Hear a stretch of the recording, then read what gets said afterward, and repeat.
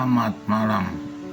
Malam ini bukan dari Gadok, tapi dari kampung, dari rumahku, di kampungku yang tercinta, Gelanit. Oke, saya mau terangkan firman Tuhan dalam suara providensia kepada Anda semua yang di tempat-tempat masing-masing pada hari yang istimewa ini. Hari ini pertemuan beberapa hal yang penting. Pertama, kita mulaikan bulan yang baru.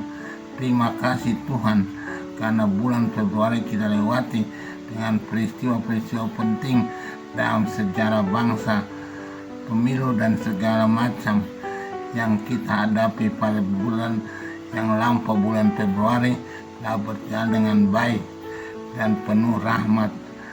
Kita berharap bahwa pemilu itu berhasil juga dengan baik, lalu memberi kepada kita seorang presiden terpilih yang akan memimpin bangsa kita dalam bulan dan tahun-tahun ke depan dengan penuh sukacita. Dan hari ini kita memulaikan bulan Maret, bulan Santo Yosef. Pertama-tama, bulan Santo Yosef merupakan bulan penting bagi kita orang Katolik karena Santo Yosef menjadi pelindung keluarga. Yang kedua, hari ini Jumat pertama, kita membawa diri kepada hadirat Tuhan Yesus yang penuh cinta pada kita manusia.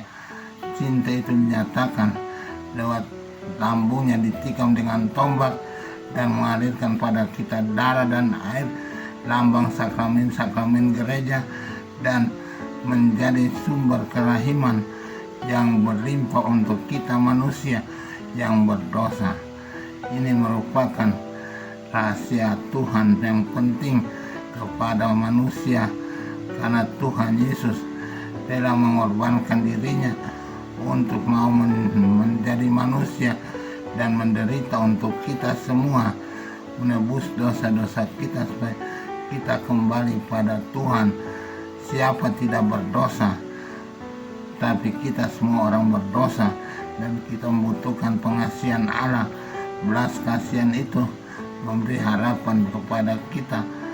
Hari ini juga kita mulaikan langkah dalam bulan yang baru ini sebagai harapan bahwa hidup kita yang penuh dengan pencobaan dalam bulan ini akan mendapat rahmat dan berkat dari Tuhan. Hari ini kita mendapat contoh yang istimewa dalam bacaan kitab Kejadian. Dalam bacaan pertama, kita dihadapkan pada drama dari Dotan, drama keluarga Yakub dalam kehidupan keluarga. Keluarga adalah kita semua. Kita berasal semua dari keluarga. Semua orang mempunyai keluarga-keluarga dan tiap keluarga punya masalah. Bahkan keluarga terpilih, keluarga kudus seperti Yakub pun, bapak bangsa yang besar itu, mempunyai masalah dalam hubungan keluarga, yaitu iri hati antara anak dengan anak karena perlakuan yang tidak seimbang dari orang tua kepada anak-anaknya. Dalam sejarah kitab suci kita membaca dalam bacaan pertama ini bahwa dalam hidup keluarga Yakub yang sudah tua terlalu sayang menganas anak emaskan Yusuf sebagai anak yang istimewa, anak yang betul-betul disayang oleh Yakub di antara semua anaknya. Dan ini memberi rasa yang tidak nyaman kepada saudara-saudaranya. Ada yang setuju, ada yang kurang setuju. Pada saat mereka menggembalakan kambing dan ternak di padang gurun Dotan, Yakub menyuruh Yusuf untuk membawa makan pergi kepada saudara-saudaranya. Dan dari jauh mereka sudah melihat bahwa Yakub itu yang datang dengan pakaian yang bagus. Dia merupakan sumber kekacauan dan ketidaknyamanan dalam keluarga, sehingga kakak itu merencanakan suatu rencana yang betul-betul tidak nyaman.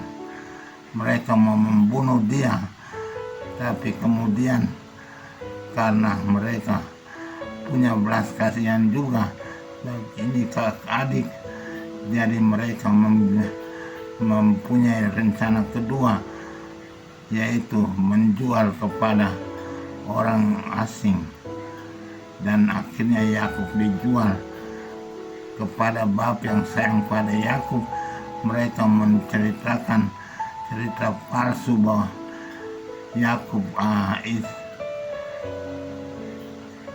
Yosef itu dibunuh, dicabik-cabik oleh binatang buas waktu pergi ke Dotan menghantar bekal kepada kakaknya, padahal Yosef sudah dijual kepada orang asing. Dan itu membuat bapak Yakub yang sudah tua amat sedih. Lalu bapak Yakub benar-benar menerima berita itu dengan segala sikap yang benar-benar putus asa dalam hidup. Ini peristiwa hidup yang sering kita alami dalam sejarah kita semua. Masing-masing kita mempunyai berita-berita seperti ini, entah benar tidak benar, tapi selalu mempunyai dampak pada tiap-tiap anggota keluarga. Begitulah hari ini kita menerima peristiwa itu juga sebagai suatu ajaran bagi keluarga-keluarga, supaya sikap dari orang tua kepada anak diperhatikan betul. Jangan menganak emaskan salah satu, sedangkan yang lain dianak tirikan. Ini sikap-sikap yang tidak berkenan dan akan menimbulkan masalah dan pertentangan di tengah-tengah anak-anak, dan anak pada satu sama lain penuh dengan iri hati kepada satu sama lain. Yang satu menganggap tidak diperhatikan, yang lain menganggap anak-anak lain tidak berharga, padahal semua sama. Orang tua selalu mengatakan perhatian mereka kepada anak-anak sama rata, tapi selalu juga hal itu tidak bisa dipertahankan, sebab orang tua bisa mempunyai sikap-sikap yang betul menonjol pada yang satu dan kurang kepada yang lain. Hal ini harus tidak boleh terjadi, sebab akan menimbulkan dampak perasaan pada anak-anak. Kita berdoa supaya dalam hidup keluarga kita tetap Tuhan memberikan keseimbangan untuk memperhatikan semua anak-anak dengan harga yang sama, dengan segala perhatian yang betul, membuat anak-anak merasa bahwa orang tua tidak membeda-bedakan di antara mereka. Anak sering mempertanyakan, apa saya ini anak tetangga atau anak orang lain, sehingga orang tua melakukan saya begitu, atau barangkali saya anak angkat, saya anak adopsi. Padahal tidak, anak itu semua sama dan mempunyai harga yang sama, dan orang tua mencintai semua anak tanpa kecuali.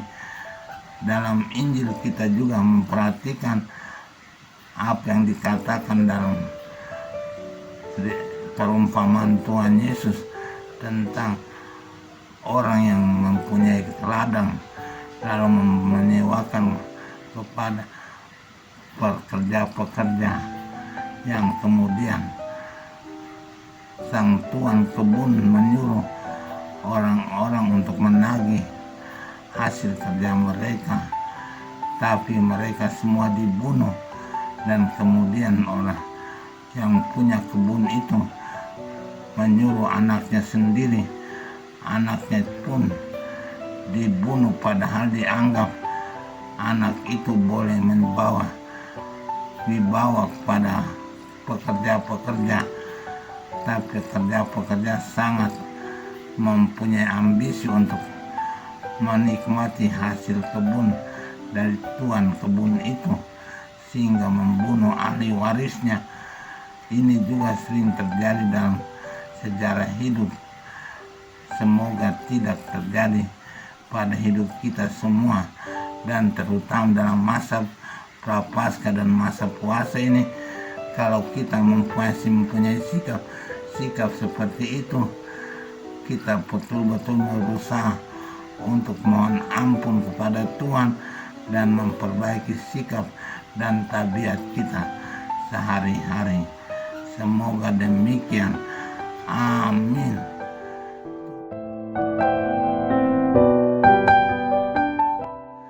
Tuhan Bapa yang baik, pada hari ini kami sangat bersyukur kepadamu karena firman-Mu yang begitu indah yang Kau taburkan pada kami.